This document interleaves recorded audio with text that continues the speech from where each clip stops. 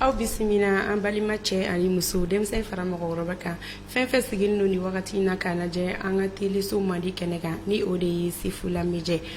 an b'a fɔ aw bɛɛ lajɛlen ma ko aw ni ce yan fɔ aw sigiyɔrɔ la an ka bi jamukan mina boli jumɛn kan o de ye maaya sigikan kɛnɛ maaya sigikan kɛnɛ ye jamukan ye min bɛ kunna bunu hadamadenya yɛrɛ tagabolo kɔnɔna na o hukumu kɔnɔna na an balimakɛ dɔ de b'an bolo yan bi n'o ye an fa ani an kɔrɔkɛ ye ale bɛna kuma an ye bi sinankunya yɛrɛ kan a bɛna ɲɛfɔli kɛ k'i da don ka walawalali kɛ sinankunya yɛrɛ nafa ye jumɛn sinankunya bɔra min ka se anw yɛrɛ ma yan nɔ ne balimakɛ an b'a fɔ i ni ɲatuma foli diyara n ye kosɛbɛ n bɛ an lajɛbaa bɛɛ lajɛlen kelen na fo Mali kɔnɔ ani Mali kɔ kan kɛrɛnkɛrɛnnenya na Sefula TV an b'a kanubaa bɛɛ lajɛlen fo mɔgɔ mɔgɔ de bɛ ka an lajɛ bɔlɔlɔ sanfɛ ni wagati n'an ka foli bɛɛ lajɛlen kelen na dan tɛ foli min na. Nse o diyara an ye tɔgɔ duman jamu duman ka bɔ min ka s'an ma yan. Ne tɔgɔ Modi Tarawele n bɛ baara kɛ radio Bɛnkan na 97.1 La Voix de Jamana n bɛ baara min kɛ radio Bɛnkan na o ye animateur ye n ka jamukan yɛrɛ bɛnnen don émission sinankunya de ma. Ok, o faamuyana. Modi bɔra quartier jumɛn na i bangena min? Ne bangena Bamakɔ yan n sigiyɔrɔ bɛnnen don Sikɔrɔni ma n bɔra Sikɔrɔni alhamdulillah kana Sefula TV kɔnɔ ni wagati in na. Ok, o diyara an ye halisa an bɛ foli di cɛ ani muso ma k'a da kan k'a fɔ ko aw sɔgɔlen don aw ka émission maaya sigikan kɛnɛ de la an balimakɛ b'an bolo yan nɔ sisan an bɛna don baro kɔnɔna na k'a ɲininka a bɛna kuma an ye sinankunya kɔnɔna na Modi n bɛ fɛ ka i dɔn ka ɲininka k'a fɔ sinankunya yɛrɛ ye jumɛn? O diyara n ye n'i ye ɲininka sinankunya la sinankunya ye fɛn dɔ de ye anw bolo Mali kɔnɔ fɛn min n'a a nafa ka bon n'i ko k'i bɛ kuma sinankunya kan ka walawalali di sinankunya yɛrɛ kan nafa camanba bɛ sinankunya la parce que n'i ye sinankunya ta k'a jateminɛ i b'a sɔrɔ k'a fɔ a dilankun tɛ foyi ye adamadenw ni ɲɔgɔn cɛ maaninfinw ni ɲɔgɔn cɛ fo bɛn ani kelenya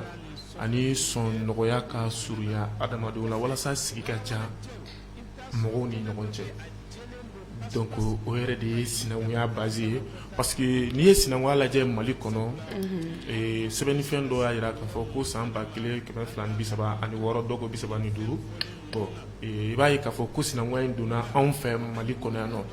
a bɛ don don min an ka maakɔrɔ minnu jɛra ni ka hakilinaw fara ɲɔgɔn kan ka jateminɛ kɛ walasa sinankunya bɛ se ka kɛ fɛn ye olu kɔ olu talen kɔfɛ a ka se ka hinɛ don olu bɔnnaw ni ɲɔgɔn cɛ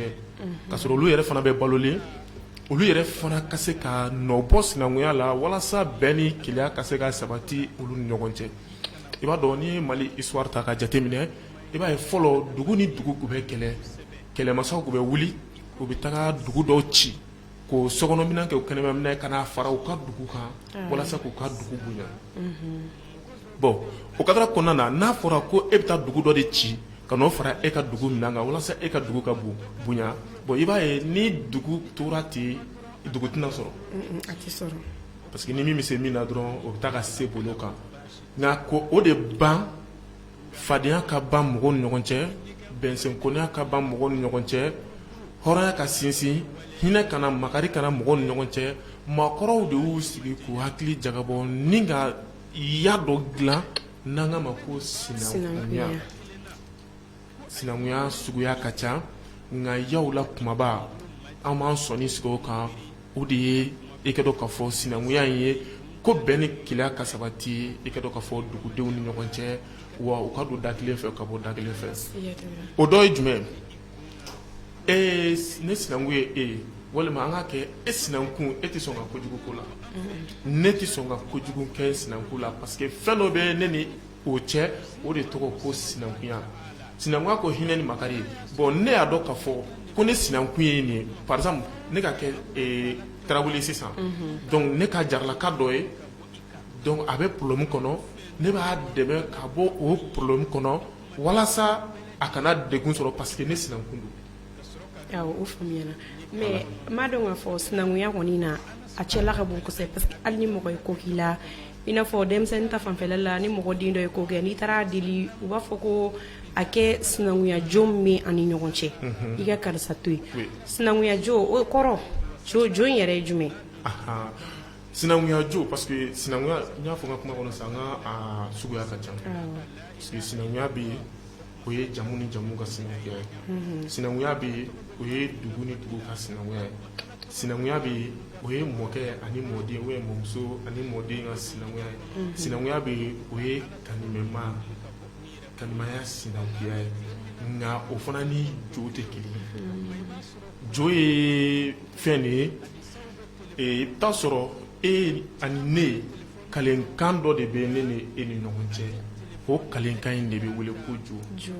parce que i bɛ taa sɔrɔ ne n'e ka adamadenya kɔnɔ e delila ka fɛn dɔ kɛ ne ye fɛn min ne a ɲɛna ne ma n ka adamadenya kɔnɔ ne ka adamadenya nɔgɔya n bolo kosɛbɛ walima e ye ne ka mɔgɔ dɔ ni kisi walima i nana ko dɔ kɛ komi i b'a dɔn diɲɛ kɔnɔ ni mɔgɔ ye i bɔ degun gɛlɛn dɔ la i tɛ se ka ɲinɛ kɔ donc o n'a ɲɔgɔnna dɔ ni o sira nana i bɛ taa sɔrɔ kalenkan bɛ tɛmɛ i ni mɔgɔ dɔ ni ɲɔgɔn cɛ ka sababuya k'o ye ne bɔnna o bɔnna ne tɛ fɛ o ka kojugu kɛ e bɔnna la e fana bɔnna o bɔnna o fana tɛna kojugu kɛ ne bɔnna na donc o bɛ kɛ kalenkan ye aw ni ɲɔgɔn cɛ o kalenkan de bɛ wele ko jo est-ce que i y'a faamu par exemple mɔgɔ dɔ bɛ yen nɔ sisan i bɛ taa sɔrɔ sa a bɛ se k'a fɔ ko an ka exemple ta sisan dɔgɔnɔ ni bozo bɛɛ b'a dɔn olu ka sinankunya tɛ kulonkɛ dɛ hali sini dɔgɔnɔkɛ ni bozokɛ u ka sinankunya u hakili b'a la dɛ donc o ɲɔgɔn de ye jo ye parce que o force ka bon kosɛbɛ ka tɛmɛ jamu fana sinankunya kan parce que ko dɔ de b'olu ɲɔgɔn cɛ komi ni kalenkan don i y'a faamuya kalenkan adamaden fila ni ɲɔgɔn cɛ o de bɛ wele ko jo bon sinankunya min bɛ yen nɔ n'o ye jamu ni jamu ka sinankunya ye e ye Kulubali ni ye Keyita ye donc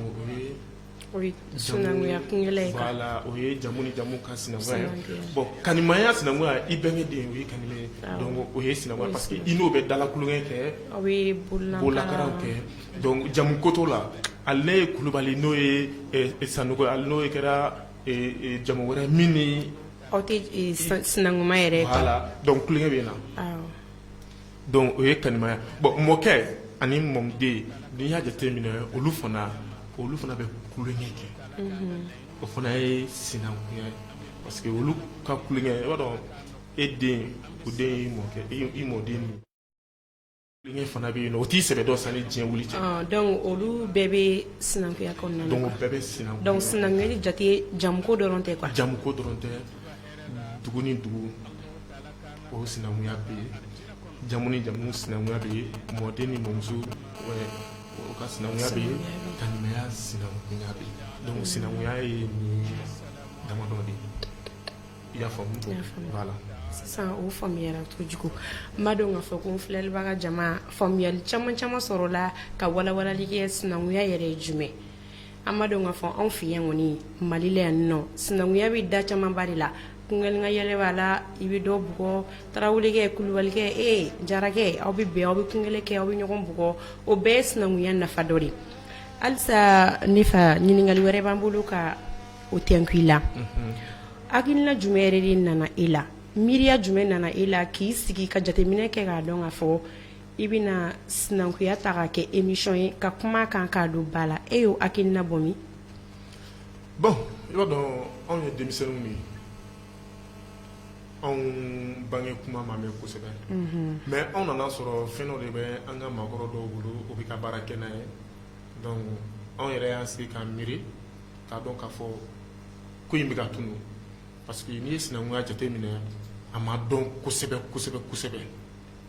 bɛ se k'a fɔ sisan nin mɔgɔw bɛ ka commencer ka bɔ sinankunya kalama sinon dɔɔni dɔ bɛ se ka sinankunya kɛ dala kulonkɛ ye mais a ɲininka k'a ka dɔ f'i ye sinankunya yɛrɛ kan a tɛ se ale kɔni b'a dɔn dɔrɔn sabu sinankunya ye Jara ni Tarawele n'aw ye jamu ye a bɛ sinankunya kɛ Kulubali Keyita surtout bon ale b'o de dɔn sinankunya ye donc n'i ko k'a ka fɛn dɔ f'i ye sinankunya kan a tɛ se ka fɛn f'i ye donc anw y'a ye an ka maakɔrɔ dɔw bɛ ka sinankunya jɛmukan kɛ arajo la hakilina min nana ni yɛrɛ ye pour que ka don sinankunya in kɔnɔ bon ne ko o sinankunya ye mun b'a suit mais a wagati n y'a ye bon vraiment nin ye fɛn min ye ko ɲɛnama yɛrɛ de don mais a ma dɔn ne ko de ne bɛ sɔn ka n ka maakɔrɔw dɛmɛ nin baara in na walasa ka baara in valoriser ka valeur don a la quoi mɔgɔw ka nafa dɔn mais a bɛ kɛ don min a ko gɛlɛyaba de tun b'a la n bolo parce que gɛlɛya jumɛn tun b'a la n bolo sinankunya k'u dɔnnen tɛ ne yɛrɛ tun b'a dɔn mɔgɔ min tun bɛ sinankunya kɛ arajo la a tɛ tɛmɛ mɔgɔ 2 ɲɔgɔn kan bon n y'a ye maakɔrɔw ye ya min dilan olu tile banna olu taara k'a to yen mais mɔgɔ kelen-kelennin minnu fana bɛ ka ya in don ba la donc ne farala olu kan mɔgɔ wɛrɛ fana ka fara ne kan mɔgɔ wɛrɛ fana ka fara o kan a ka ca Ala fɛ a laban an bɛna nɔ bɔ ko la siga t'o la n karamɔgɔ dɔ tun bɛ yen nɔ Modibo Sanogo ale tun bɛ jɛmukan kɛ arajo Bɛnkan na a bɛ émission in kɛ n yɛrɛ bɛ émission in lamɛn kosɛbɛ don dɔ an wulila ka s'a ma n ko karamɔgɔ n ko vraiment a ka di ne ye ka jɛmukan in sigi arajo dɔ la a ko n ma ko pɔrɔmɔtala yɛrɛ ye ladilikan caman fɔ n ye o kɔfɛ n balimakɛ ani n kɔrɔkɛ n'o ye Sori Gindo ye arajo Bɛnkan na ale de ye tigɛ ta ka taa n don arajo kɔnɔ ka émission ɲini ye ka émission di yan ko n ka sinankunya kɛ donc n ye sinankunya daminɛ o cogo la fo kana se bi ma parce que i b'a dɔn Mali ko kɔrɔlen caman bɛ sɔrɔ yɔrɔ min na sisan musée kɔnɔna de don ni Mali ko kɔrɔw i b'a ɲini dɔrɔn u b'a fɔ k'i ka taa musée la i bɛ taa musée la donc i bɛ taa a lajɛ yen nɔ i bɛ sɔrɔ ka bɔ ko caman kalama n'i ma min i b'o sɛbɛnni bon ne ko n ko bon vraiment se min bɛ ne ye k'an ka maakɔrɔ minnu n'u ye sinankunya dilan ka di anw denmisɛnninw ma ko walasa a ka kɛ bɛn ni kelenya ye Mali kɔnɔ olu salen kɔfɛ maliden kana kɛlɛ bilen maliden kana ɲɔgɔn juguya ka ɲɔgɔn kɔniya wa maliden kana marifa ni muru ta ɲɔgɔn kan ma n'a faamuyara ni baara kɛra n'a ye n ko anw ka maakɔrɔ minnu y'o y'a dilan ka d'a ma n'u taara u da ne bɛna kɛ sababu ye k'an cɛsiri walasa olu su ka se k'a da u ka lafiya walasa ne ka baara kɛ sini ne n'u mana taa jɔ Ala ɲɛkɔrɔ ne ka yir'u la aw taara ka fɛn min to anw bolo n'a ni Ala ta bɛ bɛn ne ye n seko kɛ de wa ne seko kun ye nin ye donc ne donna sinankunya jɛmukan na arajo la ni ne kama voilà. Ok bamananw ka kuma don ko denmisɛnnin bolo koko ɲuman o de bɛ maakɔrɔba dɛgɛ nɔni aw kɔni bɔra ka an balimakɛ ka hakilinaw lamɛn a y'a yira n na k'a fɔ ale ye nin hakilina in sɔrɔ ka kuma sinankunya kan walasa bɛn ani kelenya o ka se ka sɔrɔ cogo min na fasodenw yɛrɛ ni ɲɔgɔn cɛ o hukumu kɔnɔna na ne balimakɛ halisa ɲininkali damadɔ b'an bolo parce que hadamaden i mana kɛ diɲɛlatigɛ baara o baara la gɛlɛya b'a la comme si nɔgɔya b'a la mais ne bɛ fɛ k'i ɲininka ni hakilina in bɛɛ kɔfɛ ni baara in bɛɛ lajɛlen kɔfɛ e yɛrɛ ye degun jumɛn sɔrɔ i ye gɛlɛya jumɛn sɔrɔ baara tagabolo la bon baara o baara i y'a fɔ cogo min na a n'a gɛlɛya bɛ ɲɔgɔn na ne ka nin baara in gɛlɛya a tɛ se ka fɔ ka ban dɛ parce que mɔgɔ n'i ye sinankunya jɛmukan daminɛ arajo la n'i ma kɛ mɔgɔ timinandiyalen i b'a bila siga t'o la parce que wari tɛ sɔrɔ a la mɔgɔ tɛ dɔrɔmɛ kelen d'i ma i b'a kanu de ka don a la i b'a kanu de ka don a la wa a dɔw la yɛrɛ i bɛ émission kɛ ka ban ni mɔgɔ y'i wele kuma dɔw la a tɛ tɛmɛ mɔgɔ 2 mɔgɔ 3 la mais fɛn min ka di mɔgɔw ye dɔrɔn donc o ye ambiance ba ninnu ye o sinankunya kɔnɔ i b'a sɔrɔ k'a fɔ i bɛ ambiance b'a kɔnɔ mais aussi ambiance ba t'a kɔnɔ parce que e bɛna tariku dɔw de lakali i ka jɛmukan kɔnɔ walima e bɛna musique dɔw de jouer min ni sinankunya yɛrɛ hukumu bɛ ta bon sisan anw denmisɛnninw ka teli o na sugu ma bon o n'a gɛlɛya caman de bɛ yen nɔ min bɛ anw ka baara in kɔnɔna na surtout ne yɛrɛ tun bɛ baara in daminɛ wagati min na kuma dɔ la ne tun ye émission kɛ ka jigin o kɛra 2008 2007 2008 mais n hakili t'a a dati kelen na parce que n kɔni ye baara in daminɛ cɛsiri bolo ma kuma dɔ don dɔ ne bɛna nɔ bɔ a la mais a n'a gɛlɛya bɛ ɲɔgɔn na mais a bɛna kɛ cogo di o farala Ala la ne tun bɛ émission daminɛ k'a daminɛ ka ban mɔgɔ min bɛ se ka ne wele a tɛ tɛmɛ mɔgɔ 1 kan kuma dɔ la mɔgɔ 2 kuma dɔ la mɔgɔ yɛrɛ tɛ weleli kɛ n bɛ kuma fɔ min sɛgɛn o ye courage ye mɛn donc n ma découragé donc n commencera n y'a kɛ en 2014 mɔgɔ minnu bɛ to ka weleli kɛ ne ka émission kɔnɔ Jarakɛ bɛ weleli kɛ ka dɔ fɔ Tarawelekɛ ma Tarawelekɛ bɛ weleli kɛ a bɛ dɔ fɔ Jarakɛ ma Kulubalikɛ bɛ na Kulubalimuso bɛ na donc an bɛɛ bɛ dɔ fɔ ɲɔgɔn ma donc minnu bɛ weleli kɛ ka to ka dɔ fɔ ɲɔgɔn ma olu de nana laɲini ko an ka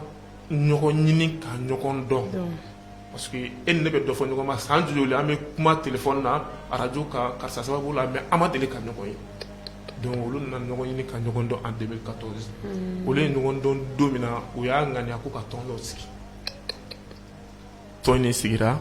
2014 fo ka se ɲina ma n'an k'a ma ko groupe sinankunya de Tarawele Modi GSTN a gɛlɛya tɛ ban dɛ n'i ko ne k'an ka sinankunya gɛlɛya fɔ an b'a daminɛ fo sini o ye tiɲɛ min na gɛlɛya tɛ ban mais m'a dɔn sisan an bɛ wagati min na a kɛra fɛn ye min diyara mɔgɔw ye kosɛbɛ kɔni alhamdulilayi a kɛra fɛn min diyara mɔgɔw ye parce que sinankunya yɛrɛ sigira ne bolo club 1 club 2 club 3 club 4 club 5 i y'a faamuya ne yɛrɛ nana f'u ye sa n club bɛ ka taa cogo min na a laban a bɛna gɛlɛya parce que sinankunya ko Mali ko de sinankunya ko hɔrɔnya sinankunya ko bɛn ni kelenya donc ko an ka club ko to yen sa an ka kɛ sa maliden bɛɛ de ye sinankunya tɔn de ye maliden cɛ muso denmisɛn mɔgɔkɔrɔba aw bɛɛ de ye sinankunya tɔn de ye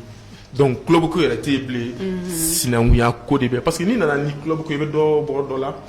voilà donc ni min b'i yɛrɛ ye club kɔnɔ e bɛna fɔ cogo est-ce que e ye tɔn de ye non i bɛ jɔ i yɛrɛ la e bɛ jɔ i yɛrɛ la wa e ko k'e ye sinankunya kanu mais e tɛ tɔn kɔnɔna na donc pour que e ka se k'a don tɔn sinankunya kɔnɔ f'e kana don ne ka tɔn de kɔnɔ donc e bɛna kɛ sinankunya tɔn de ye ne ko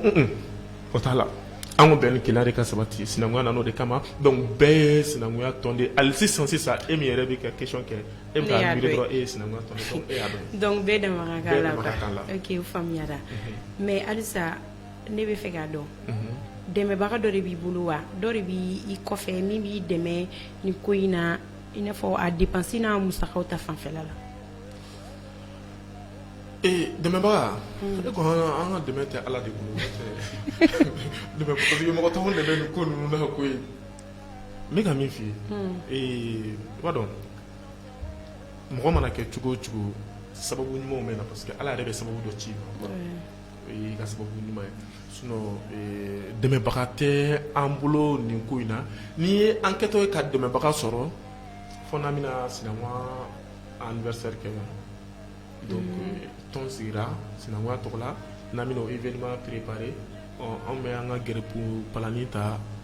ka filen dɔ gulon an kɛrɛ la ka to ka daw kunun ka don daw kɔnɔ ni min se kɛra min ye o dɔrɔmɛ kelen ma dɔgɔ ba kelen man ca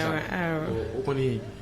an b'olu wele ko dɛmɛbagaw mais an mago bɛ dɛmɛ jumɛn yɛrɛ yɛrɛ la an m'o sɔrɔ fɔlɔ jusqu'à présent i y'a faamu parce que an mago bɛ dɛmɛ de la parce que i b'a dɔn fɛn dɔ bɛ yen nɔ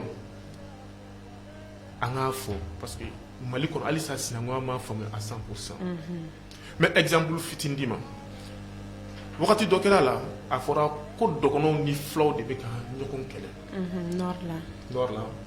et surtout dɔgɔnɔw yɛrɛ ka côté la Bayaŋara côté ninnu fɛ kosɛbɛ kosɛbɛ a bɛ fɔ ko dɔgɔnɔw ni filaw de bɛ ɲɔgɔn na mais ni dun y'a jateminɛ Mali kunu fɔ bi olu de ye ɲɔgɔn furu ɲɔgɔn ye olu de ye ɲɔgɔn sigi ɲɔgɔn ye olu de ye ɲɔgɔn balimaw ye olu de ye ɲɔgɔn fu ani ɲɔgɔn safinɛ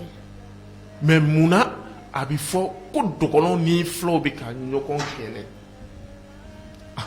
donc problème belebeleba dɔ bɛ yen est ce que i bɛ k'a faamu bon ne bɛ ɲininka est ce que e fana ma faama k'o kuma in mɛn i kolo la sisan parce que sisan a bɛ fɔ ko jadisiw Mali ni jadisiw de bɛ ɲɔgɔn na mais dɔgɔnɔw ni filaw bɛ ka ɲɔgɔn kɛlɛ o kuma dɔgɔyara sisan mais alors que o su k'u tɛ ko ka dugu jɛ n'i m'a mɛn k'a fɔ ko dɔgɔnɔw ni filaw ye ɲɔgɔn kɛ tan ou bien u y'a kɛ tan ou bien dɔgɔnɔw ye filaw kɛ tan filaw taara dɔgɔnɔ kɛ tan voilà donc o dɔgɔyara sisan est ce que i bɛ k'a faamu donc n'a a ko faamuna depuis ko in daminɛ na donc a kun tɛ mɛn k'a fɔ ko dɔgɔnɔw ni filaw bɛ ka ɲɔgɔn kɛlɛ mais o dɔgɔyara sisan aw ka ni émission in cɛsiri de y'a to ni o mankan in dɔgɔyara bon an bɛ se k'a ye an ka émission cɛsiri a to o dɔgɔyara mais a ko kunba kun ye min kun ma dɔn kunun o de bɛ k'a dɔn bi parce que ne de ye ɲɔgɔn kɛlɛ k'a sɔrɔ kɛlɛkun tɛ e ni ne ni ɲɔgɔn cɛ an si t'a dɔn an bɛ ka ɲɔgɔn kɛlɛ kun min na an t'a dɔn an yɛrɛ min ye fɔlɔ voilà an t'a dɔn an ye min ye et puis an bɛ ka kɛlɛ kɛ an fila si t'a dɔn an bɛ ka ɲɔgɔn kɛlɛ kun min na mais kuma dɔ la n'a nana ɲini k'a ye dɔrɔn an bɛ ka ɲɔgɔn kɛlɛ kun jumɛn na dɔrɔn e bɛna fɛn dɔ faamu ne bɛ fɛn dɔ faamu donc kɛlɛ bɛ nɔgɔya donc ne bɛ min fɔ dɔrɔn jamana faamaw u k'a dɔn k'a fɔ sinankunya in ko bɛn ni keleya parce que ni sinankunya b'i ni mɔgɔ cɛ fɛnba b'aw ni ɲɔgɔn cɛ sinankunya yɛrɛ n'i ye a sira fara dɔ la i b'a ye dɔrɔn a bɛ fɔ ko jamu e ka jamu fana o analyser kosɛbɛ i ka jamu da i k'a calculer ou bien i k'a kɔnɔ fara i k'a lajɛ ou bien i k'a détacher par pièce i k'a fara ɲɔgɔn kan i bɛna jamu ja ye mun ye ni adamaden y'i jɔ sisan i b'i ja de i kɛrɛfɛ ni tile bɛ ka taa e jɔlen don sisan i bɛ ja ye a bɛ fɔ o ma cogo di i bɛ fɛn dɔ ye duguma i yɛrɛ jɔlen a f'i ma k'i ja a tɛ fɔ o ma ko i ja bon n'o a fɔra o de ma k'i ja bon ne den o ye ne mun ye sa a bɛ fɔ o ma ko ye ne ja de parce que o bɔra ne na donc ne den o bɛ wele ne tɔgɔ la ani ne ka kɛwale la donc a bɛ fɔ ko jamu karisa jamu na a den na est-ce que bɛ k'a faamu voilà parce que anw fɛ yen jamu o jamu n'i y'a ta k'a jateminɛ i b'a sɔrɔ k'a fɔ baara kelen dɔ de nana ni jamu ye n'i ye kulubali y'a ta k'a jateminɛ kulubali fana ka tariku la n'i y'a jateminɛ i bɛ taa sɔrɔ kɛwale dɔ de bɛ yen o de nana to ni kulubali nana keyita i b'a sɔrɔ kɛwale dɔ de bɛ yen i b'a sɔrɔ o de kɛra keyita ye tarawele i b'a sɔrɔ kɛwale dɔ de bɛ yen nɔ o de nana ni tarawele ye i b'a dɔn o kɛwalew de ye jamu ye bon e t'i sɔn ka kojugu kɛ ne na mais est-ce que e bɛ sɔn ka kojugu kɛ ne ja la parce que n'i ye kojugu kɛ ne ja la i ye kojugu kɛ ne na ne dun den dun de ye ne ja ye est-ce que e bɛ sɔn ka kojugu kɛ ne den na ka sɔrɔ kalenkan bɛ e ni ne ni ɲɔgɔn cɛ ka sɔrɔ sinankunya bɛ ne ni ɲɔgɔn cɛ ka sɔrɔ hinɛ ni makari bɛ ne ni ɲɔgɔn cɛ donc o hinɛ ni makari kama e tɛ sɔn ka kojugu kɛ ne den na ne ma kojugu kɛ ne den na e ma kojugu kɛ ne yɛrɛ la donc e ma kojugu kɛ ne ja la jamu bɛ na ten est-ce que i bɛ ka faamuya an ye min tɔmɔ parce que Mali histoire filɛ nin ye a ɲagaminen don fɔ cogo 120 de bɛ Mali histoire la si ni si tɛ kelen i bɛ taa sɔrɔ mɔgɔ wɛrɛ fana bɛ na ni plateau kan o fana bɛ na ni cogoya wɛrɛ min fana tɛ kelen mais a bɛɛ ye Mali ko de parce que a bɛɛ ye bɛn ni keleya ka sabati malidenw ni ɲɔgɔn cɛ de est-ce que i bɛ k'a faamu donc ni jamana faamaw y'a dɔn dɔrɔn k'a fɔ ko sinankunya ko hinɛ ni makari bɛn ni keleya o kan ka anw dɛmɛ anw bɛ baara min na pour que an bɛ se ka parce que sinankunya jɔyɔrɔ ka bon réconciliation na kosɛbɛ sinankunya jɔyɔrɔ de bɛ yen yɛrɛ ye e b'a dɔn an bɛ nin ko in kɛ san joli kabini 2015 jamukan in tɛ dɛ jamukan in daminɛna 2007 2008 mais tɔn ka sigi o kɛra 2014 événement ka préparé sinankunya bolo san o san bɛ événement kɛ événement kelen kɛ san o san sinankunya tɔgɔ la 2015 2023 o ye san joli san 8 ta san 8 na a san 8 na an bɛ i bɛ tɔrɔkɔ min dɔn dɛ bilayi n'a wagati sera parce que hɔrɔn anw fɛ yen bamanan a fɔra ko n'i ye ko daminɛ k'i k'i jija i ka ko laban o de fɔra anw ye an lamɔna n'o de ye ko ka ko daminɛ man gɛlɛ a laban ko de ka gɛlɛ ka ko daminɛ ka dɛsɛ ka laban donc u bɛ tɔgɔ wɛrɛ welela bamanan donc anw donna la anw y'a daminɛ an bolo ŋa bi nɔgɔya wa san o san a b'i ka gɛlɛya fana bon an mago bɛ an ka jamana faamaw Mali autorité an mago b'u ka dɛmɛ na an ma wari ɲini u fɛ an ma sanu ɲini u fɛ nka an k'u ma u k'an dɛmɛ walasa anw bɛ se ka sinankunya in don ba la cogo min na Mali fantan ani 4 bɛɛ lajɛlen a ka se k'a faamuya yɔrɔ bɛɛ lajɛlen na walasa kɛlɛ min bɛ Mali kɔnɔ a bɛ se ka ban cogo min na ɔrɔ bɛɛ n'i seko don faso baara la n'i ye karamɔgɔw wele sisan k'u seko ye mun ye u faso baara la u b'a fɔ anw bɛ se ka kɔlɔsi ta ka Ala de wele ka dugawu kɛ jamana ye Ala ka se ka jamana kɔlɔsuma n'i ye chrétien wele sisan olu bɛ Bible de dayɛlɛ ka matigi ka Ala wele ka matigi deli Ala bɛ se ka hɛrɛ da don faso kɔnɔ cogo min na yan fɛn jugu yan fɛn ɲuman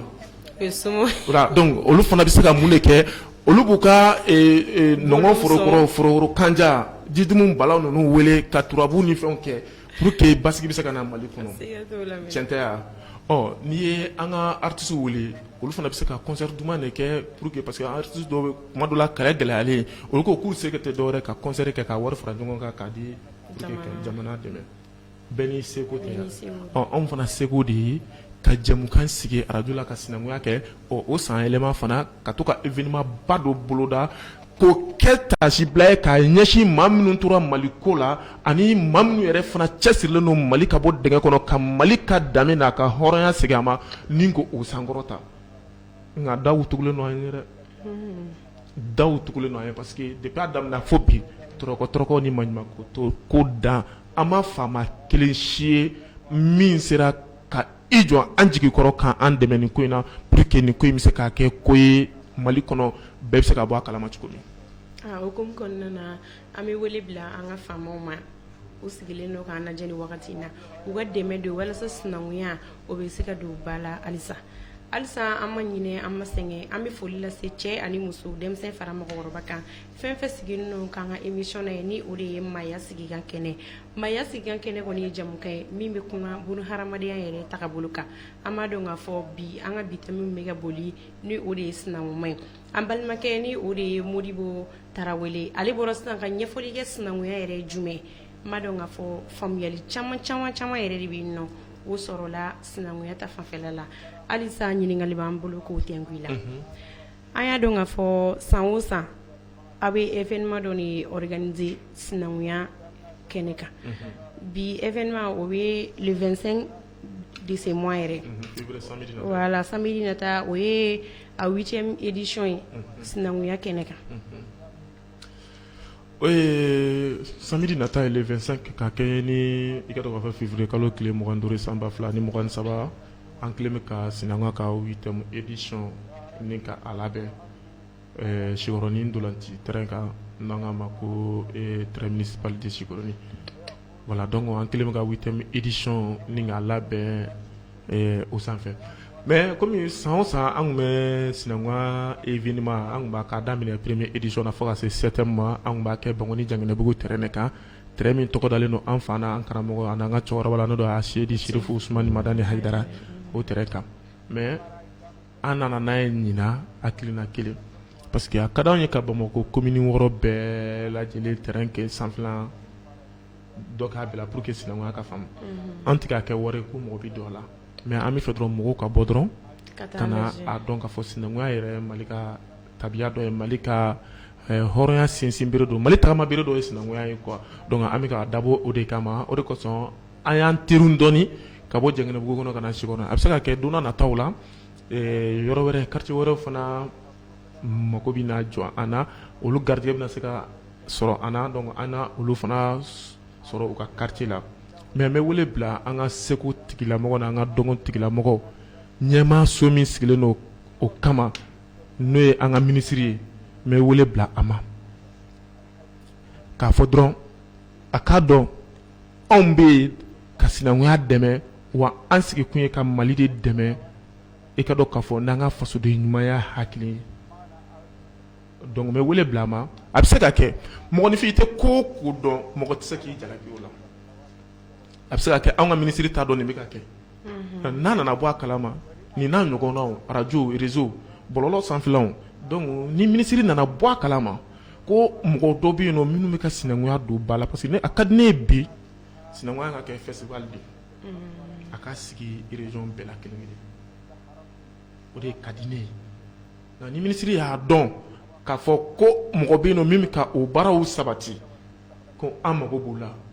dɛmɛ ta sira fɛ an mago b'u la ali hakilina la parce que dɛmɛ dɔrɔn tɛ karisa hɔn ayi hakilina wɛrɛw bɛ se ka sɔrɔ o la ka anw dɛmɛ walima u bɛ se ka anw dɛmɛ ni fɛn wɛrɛw ye min ni nafolo yɛrɛ tɛ kelen ye nka n'u ye nafolo yɛrɛ fana di o fana b'a ko timiya o b'a ja donc an mago bɛ an ka minisiri la min sigilen don i ka dɔn k'a fɔ an ka seko tigilamɔgɔ ani an ka dɔnko tigilamɔgɔ kama n'o y'an ka ministre de la culture ye donc an mago b'a la an mago b'u ka dɛmɛ na an mago b'u tɛ se an mago b'u ka n t'a dɔn n bɛna fɔ cogo min na u k'a dɔn k'a fɔ an bɛ yen quoi u k'an dɛmɛ an kungo la u k'an dɛmɛ Mali kungo la an dɛmɛ. ok halisa an bɛ foli di cɛ ni muso ma a bɛɛ lajɛlen k'a dɔn k'a fɔ ko le 25 de ce mois ni o de ye samedi nata ye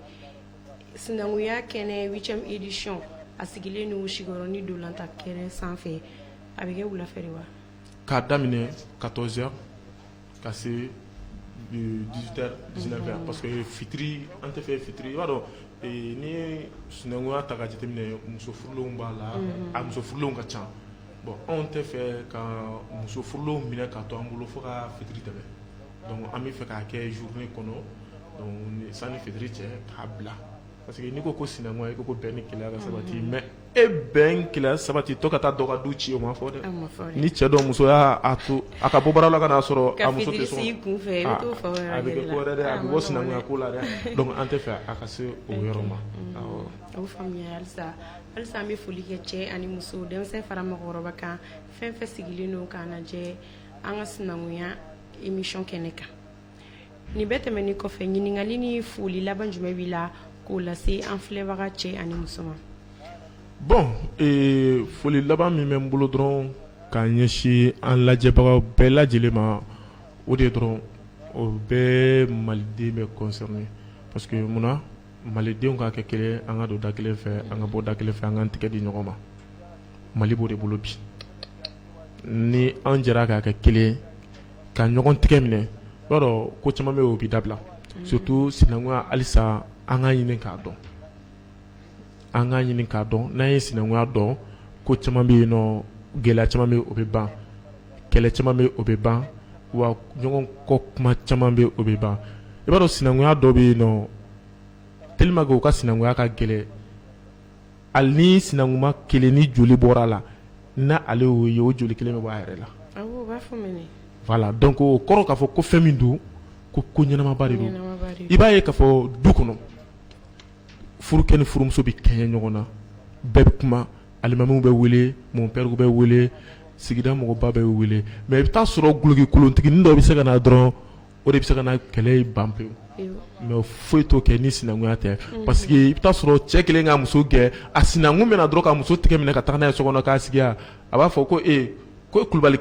kulubalikɛnin o n kana n buramuso ye kɛnɛma tugun dɛ donc n'a y'a sɔrɔ sinankunya ye tiɲɛ o ko bɛ ban o b'a sɔrɔ bɛɛ dɛsɛra a la dutigi b'a den gɛn a bɛ taa kɛnɛma a b'a fɔ n ye haramu ye bɔ n ka du kɔnɔ i tɛ n ka duden ye i bɛ taa sɔrɔ a sinankun dɔ de bɛ den tigɛ minɛ ka n'a di so kɔnɔ ka sinankunya bila ani dutigi ni ɲɔgɔn cɛ o ko bɛ ban i bɛ taa sɔrɔ balimamaw bɛ ka taga tribunal la k'u bɛ taa jɔ baara la tiɲɛko kɛlɛ ni fɛnw na mais sinankuma dɔ bɛ taa kuma u ni ɲɔgɔn cɛ n'a y'a sɔrɔ sinankunya jo de bɛ ne na aw ni ɲɔgɔn cɛ a ye nin ko in bila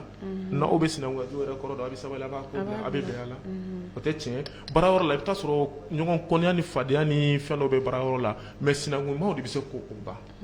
donc sinankunya nafa ka bon donc an ka ɲini ka sinankunya dɔn an ka baara kɛ ni sinankunya ye parce que circulation na mɔgɔ dɔ bɛ se ka kɛlɛ circulation na mais n'u y'a dɔn k'a fɔ ko ye sinankunya dɔrɔn ne b'a dɔn ko ye mɔgɔ ɲɛnama ne bɛ n dala tiɲɛ la e tɛ dɔwɛrɛ ye jarala kan ko tarawele kɛnin i ka kuma ka ca kojugu ne b'a dɔn e ye tarawele la kan est ce que ne bɛ n jɔ ka kuma n bɛ n ka temps perdre nin y'a ban mais n'o kɛlɛ k'u samana u bɛ se ka kɛ polisi la taga ye jogini bɛ se ka bɔ a la fagali yɛrɛ bɛ se ka bɔ a la voilà donc sinankunya ye nafa ka bon kosɛbɛ an ka baara kɛ ni sinankunya ye an ka sinankunya don ba la walasa mali gɛlɛyaba min bɛ mali kɔnɔ bi o bɛ se ka dɔgɔya cogo min na autorités b'u ka baara la Azimina ka mɔgɔw tiɲɛ na u b'u k'u seko mali ko la mais malidenw yɛrɛ k'u bolo di ɲɔgɔn ma k'u cɛsiri an ka baara kɛ an ka sinankunya dɛmɛ n'o kɛra hinɛ ni makari bɛ na ni ɲɔgɔn cɛ kɛlɛ bɛ ban donc o wele kan de bɛ n bolo k'a ɲɛsin maliden bɛɛ ma. siga t'o kuma na dɛ ko kɔnɔbolo jɛlen o de bɛ bɛn fɔ ni an bɛɛ lajɛlen bɛnna ka kɛ kelen a ka ca ala fɛ an ka laɲiniw bɛ sabati n b'a dɔn k'a fɔ bi sinankunya kɛnɛ na faamuyali caman yɛrɛ de sɔrɔla ne ani ne filɛlibaga bɛɛ lajɛlen fɛ donc o hukumu kɔnɔna na ne balimakɛ kumaw bɛ ka na ɲɔnkiri an ka bi émission bɛ ka boli ni o de ye sinankunya kɛnɛ halisa nin bɛɛ lajɛlen kɔfɛ projet jumɛn de b'e bolo don na nataw la ka kuma sinankunya yɛrɛ kan i n'a fɔ n ka kuma kɔnɔna na n ko a ka di ka mali région kelen-kelenna bɛɛ lajɛlen kɛ ni événement ye wa n mana taa yɔrɔ o yɔrɔ n ka explication ti yen nɔ sinankunya kan minnu tɛ sinankunya nafa dɔn olu k'a nafa dɔn i b'a dɔn an bɛ artistes de wele ka na an ka événement na artistes wele kun tɛ dɔwɛrɛ ye n'a ka d'an ye an bɛ se ka mɔgɔw wele ka taa an sigi dɔrɔn ka kuma sinankunya kan depuis sɔgɔma fo sufɛ o mɔgɔ bɛ sɔrɔ mali kɔnɔ o caman bɛ yen donc mais munna an bɛ artistes wele ka comédiens wele ka tila ka mɔgɔ wɛrɛw impliqué ko in na o tɛ dɔwɛrɛ ye parce que n'i y'a mɛn radio baarakɛla an ni artistes bɛɛ de ye kelen bon artistes fana jɔyɔrɔ ka bon mali seko ni dɔnko na donc ni sinankunya jateminɛ a bɛ mali seko n'a dɔnko kɔnɔna na donc an bɛ artistes wele ka fara ɲɔgɔn kan ka na mɔgɔ min bɛ artistes fɛ artistes bɛ jouer e mɔgɔ min bɛ sinankunya yɛrɛ explication ɲuman na temps fana bɛ d'o mɔgɔw fana ma olu fana bɛ dɔ fɔ sinankunya kan mɔgɔ caman na fɛn dɔ faamuya o la donc o de kosɔn n bɛ fɛ jamana faamaw ka an dɛmɛ u ka an dɛmɛ an ka sinankuya in a ka kɛ sinankuya ye min bɛna bonya Mali dɔrɔn tɛ ale parce que i b'a dɔn sinankuya bɛ Mali de la mais jamana damadɔ bɛ yen nɔ olu bɛ Mali ladege sinankuya la tel que a bɛ se ka kɛ Mali n'o kun ye kelen mais tubabuw ka janfa nana an fara ka bɔ ɲɔgɔn na dɔɔnin i n'a fɔ Mali o ye sinankuya yɛrɛ baju ye donc Guinée Lajinɛ sinankuya bɛ kɛ yen Sénégal a bɛ kɛ yen Burkina a bɛ kɛ yen Côte d'Ivoire a bɛ kɛ yen mais ni diɲɛ ni jamana ninnu fana bɛɛ ta k'a lajɛ ninnu ni Mali bɛɛ lajɛlen fana bɛ se ka wele ko jamana kelen parce que Maliden ka ca nin bɛɛ lajɛlen na ni tubabuw ka fara-farali tɛ nin ni Mali bɛɛ ye sigiɲɔgɔnmaw de ye donc ni a bɔra o jamana na i t'a ye jamana foyi la donc a bɛ yan de parce que nafa ka bon kosɛbɛ kosɛbɛ donc ni anw sera ka Mali région kelen-kelenna bɛɛ kɛ ni an ka nin sinankuya ka walawalali di mɔgɔw ma mɔgɔw ka se k'a faamu sinankuya yɛrɛ ye min ye a ka d'an ye même ka bɔ jamana kɔfɛ ka taa a yira k'a fɔ Mali danbe de ye nin ye Mali ka hɔrɔnya de ye nin ye wa Mali ka tabiya dɔ de ye nin ye Maliden kan ka bonya wa Maliden ni bonya fana ka kan donc o projet de b'an bolo ni Ala sɔnna a ma n'a ma dɛsɛ an tɛna bila fo an seko a n'an damayira. Ok, o faamuyala an bɛ foli kɛ cɛ ani muso denmisɛn fara mɔgɔkɔrɔba kan fɛn fɛn sigilen don nin wagati in na k'a lajɛ an ka bɔlɔlɔ sira kan ni o de ye Sefula Media ye an ka bi jamukan kun ye maaya sigikan kɛnɛ bi thème min bɛ ka boli min kan o de ye sinankuya ye an b'a fɔ aw bɛɛ lajɛlen ma ko wa aw ni ce yan fɔ aw sigiyɔrɔ la.